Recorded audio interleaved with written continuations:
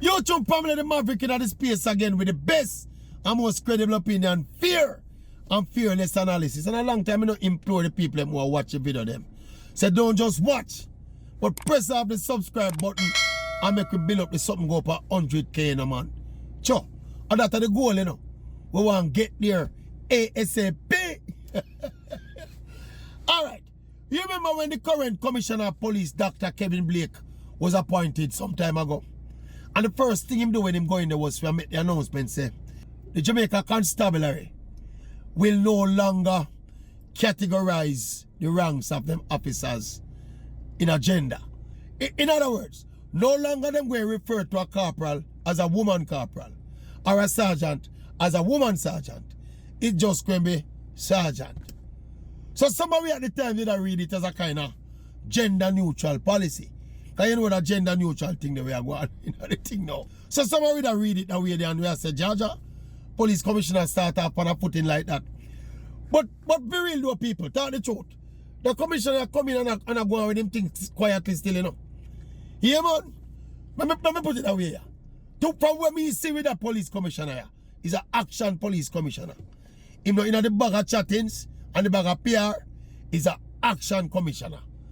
Anyway, he come with another thing now where him a ponder relaxing the dress code within the constabulary as it relates to policemen now being able to wear a beard.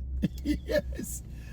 The man say my think about it because basically he might try align the police force with modern trends and modern fashion and them kind of something. And you know say, me agree with the commissioner upon that one too. You know something think as a society and as a country, Jamaica hung up by some traditions when are relevant again, you know.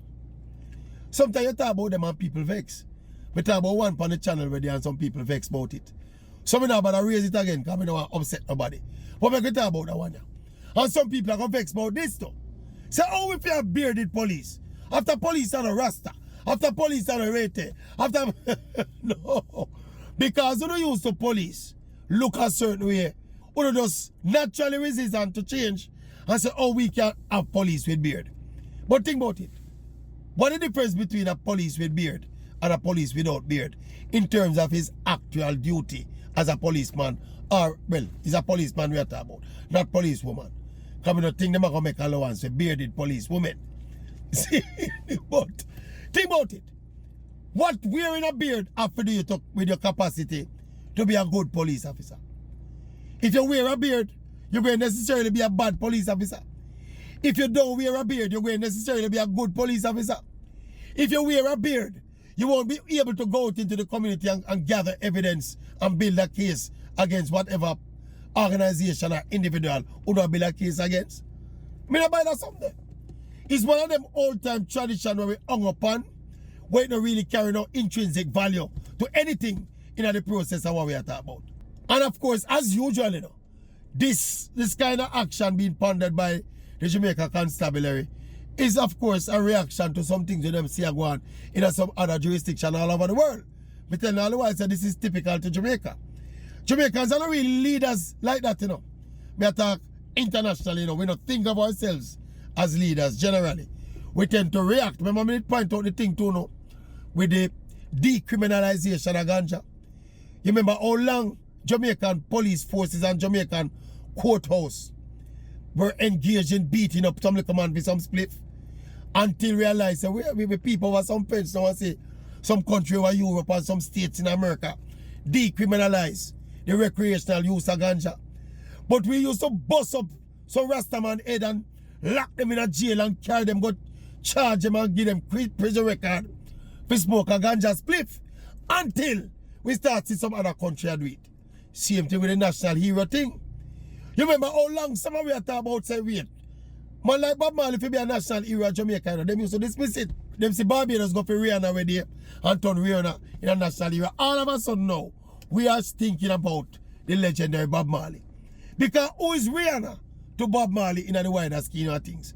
But when we see Barbados now, I consider Rihanna as national hero, we start to wait. We can consider our Bob Marley because Bob Marley a bigger star. See, Julian Alfred just run and win the first gold medal at the Olympics for St. Lucia.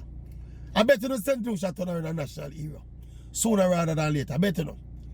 I bet after that we're going to start look and say, hey, if Julian Alfred can be a national hero of St. Lucia, then we have to start thinking about Usain Bolt and Shelley and Fraser Price as so we do things in Jamaica. This shift where the commissioner talk about in terms of the policy toward bearded policemen in the force is something that happening in some other jurisdiction and with people over the fence and we see it. So we say, wait, we can't follow that one and try that one and too, you know. It's so we do things in Jamaica. We don't have a lot of original thinkers and innovators and leaders in terms of policy in Jamaica. We have innovators and thinkers and leaders in a certain sectors, you know. In a sport, you know, we have some innovators, you know. In a music, we have some innovators and some international and global superstars and players in the music business, you know. But as a collective, when it comes to policy and things that affect all of Jamaica, we follow fashion, man. We follow the global trends and we pander to the people where we have to beg for help. And we pander to the people where we feel like politically, then we serve because that's how we do things, that's how we make decisions in Jamaica. We don't have visionary leadership at any elite level in the country. But on an individual basis, you have someone who bad out there, man. In the individual endeavors. You go to go run a race, you are the best at it as a Jamaican. You prepare yourself, you execute, you are the best at it. So that's how we think. Anyway, as I say all of that to just explain, say, even within that context there, we can understand and appreciate the move where the commissioner make. And your beard maker can be a good or bad police. Where people say, no, when you're out on the road and you see a man with a beard, you catch afraid. So, you want to see a clean face man if you don't catch afraid. Eh? Me can work with the people. So as I say, I'm not as resistant to change as a lot of people. Because human beings are naturally resistant to change, you know. Because when you get used to something, you're in a comfort zone and you get used to it and you're unsure of what outside of that comfort zone feels like. So you're reluctant to get out there. You prefer stay in the safe space where you're there and don't risk any potential adversity when you come out of that safe space there. That is why people are reluctant to change and resistant to change as well. Anyway, we are step here now. What do I say? Maverick can go up in bed and turn undercover police? No. Maverick no. Anyway, Maverick can step now. Step in time for the Maverick now. Step away from that topic a little bit. See? Step away from that one a little. Step away, Maverick. Step away. Oh boy. Step, you see? Watch your step it.